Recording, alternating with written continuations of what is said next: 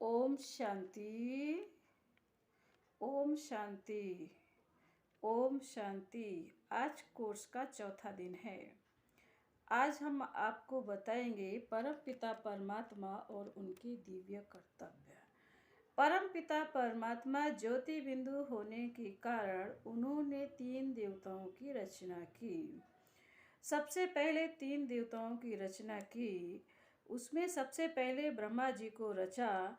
ब्रह्मा जी के द्वारा उन्होंने नई सतयुगी सृष्टि की स्थापना कराई। और सेकंड नंबर विष्णु जी की रचना की, तो विष्णु के द्वारा नई दुनिया की पालना कराई। फिर तीसरा नंबर शंकर द्वारा कलयुगी दुनिया का विनाश कराया, जिसको कहते हैं आसुरी शक्तियों का विनाश कराया। शंकर जी सदा ध्यान मग्न रहते हैं और तपस्या रूप माना अपने पिता को याद करना। तो ये हुआ परमपिता परमात्मा के दिव्य कर्तव्य। उन्होंने 3 देवताओं की रचना करके सृष्टि की रचना करवाई उनके द्वारा।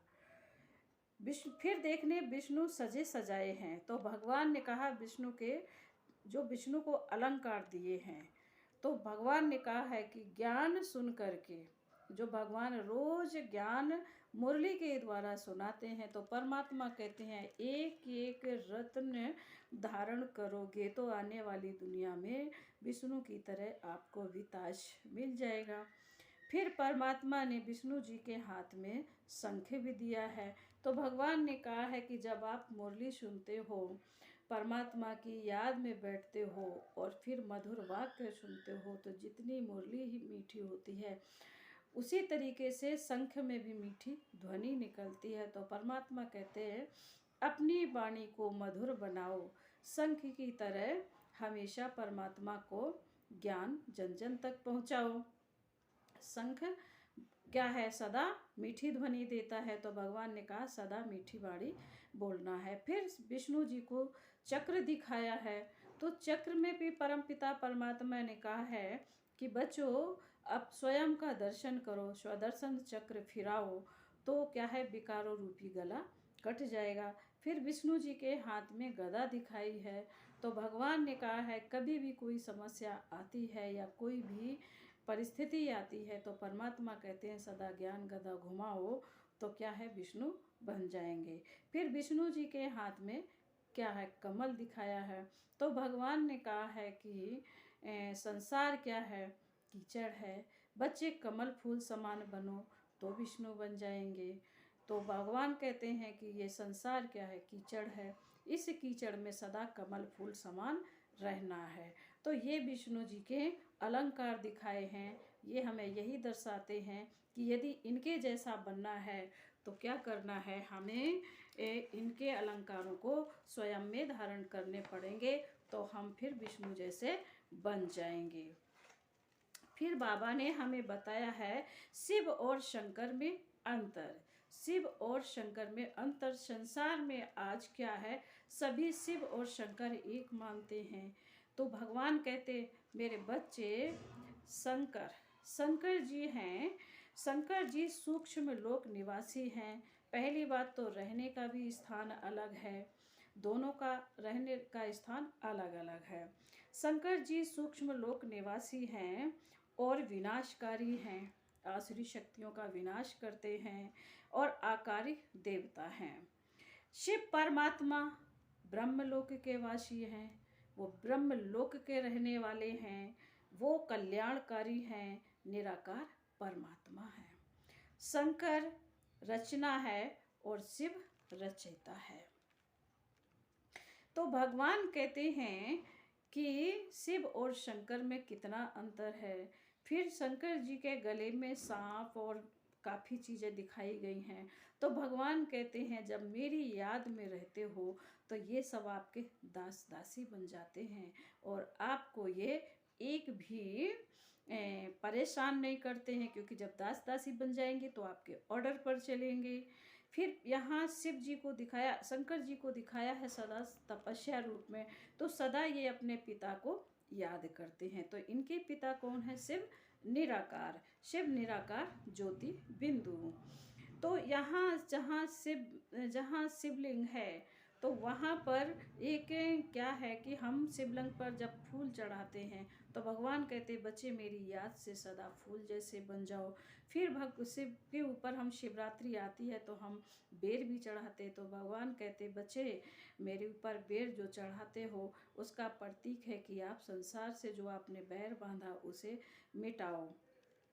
फिर हम शिव के ऊपर अक धतूरा चढ़ाते हैं, तो परमात्मा कहते मेरे बच्चे अक धतूरा नहीं चढ़ाओ, जो आप कड़वे वचन बोलते हो वो मेरे को समर्पण कर दो। मेरी याद से आपके कड़वे वचन मेरे पे अर्पित हो जाएंगे। फिर परमात्मा पे हम दूध चढ़ाते, भगवान कह रहे दूध कितना पवित्र होता है, तो मेरे बच्चे मेरी याद से आप दूध जैसे पवित्र बन जाओ, मेरे पर दूध चढ़ाने की ज़रूरत नहीं है। इसी तरीके से हम परमात्मा को याद करके अपने को भी पावन पवित्र बना सकते हैं। तो भगवान कहते मेरे बच्चे जो आपके अंदर अंधकार छाया है, शिवरात्रि क्यों मनाई जाती? तो भगवान कहते हैं कि भगवान ने कहा परम पिता परमात्मा सदा अज्ञान रूपी रात्रि में आते हैं, जब हमारी सोचने समझने की शक्ति सारी क्षीण हो जाती है तो भगवान इस धरा पर आते हैं। तो ऐसे समय में परमात्मा ने आकर के बताया कि बच्चे एक आत्मा हो, आप एक आत्मा हो और मुझ परमात्मा को याद करोगे तो आपके अंदर का अंधकार चला जाएगा। जो आपके अंदर क्या है, काम क्रोध लोभ मोह अहंकार 5 भूत बैठे हुए हैं, ये अंधकार दूर हो जाएगा और सोजरा आ जाएगा। मेरी याद से आप पावन पवित्र बन जाएंगे। तो इस तरीके से शिव और शंकर में अंतर बताया। फिर प्रभु मिलन का गुप्त युग पुरुषोत्तम संगम युग। भगवान ने कहा प्रभु मिलन का गुप्त युग पुरुषोत्तम संगम युग। संगम युग किसको कहा जाता है? भगवान ने कहा कि जब परमात्मा पुरुषोत्तम संगम युग, कलयुग जा रहा सतयुग आ रहा, ऐसे समय में प्रभु मिलन होता है, भगवान मिलते हैं, इसको पुरुषोत्तम संगम युग कहा जाता है। तो हम मनुष्य आत्माएं संसार में रह करके अपने आप को प्रभु से कैसे मिल सकते हैं?